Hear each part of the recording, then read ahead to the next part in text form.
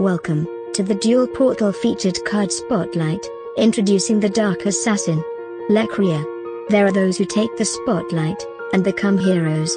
Then there are those like the Dark Assassin Lecria, who sticks to the shadows and knows not the meaning of glory.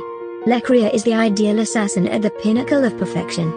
Born from the Dark Clan of Nile, to void another of their life without the right of repenting. This is the way of those who have been in the darkness guiding the history of the world. Such is the burden placed upon Lecria. Once her father passed away when she was still naive about the world.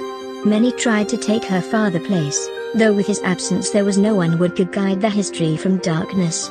No one but Lecria. Countless were part of the Nile clan suggested the girl was too young to guide history. Though ignoring their words, Lecria stood up and embraced the shadows. For she knew that if she did not, the history of the world would be led down the wrong path. Quickly, she adapted to the ways of the Dark Clan and became one of the most renowned of the Nile. Her ability to eradicate an opponent is second to few. The guilty will know agony. Thank you for tuning into the Duel Portal featured card spotlight. Be sure to subscribe to our YouTube channel and visit our Facebook page.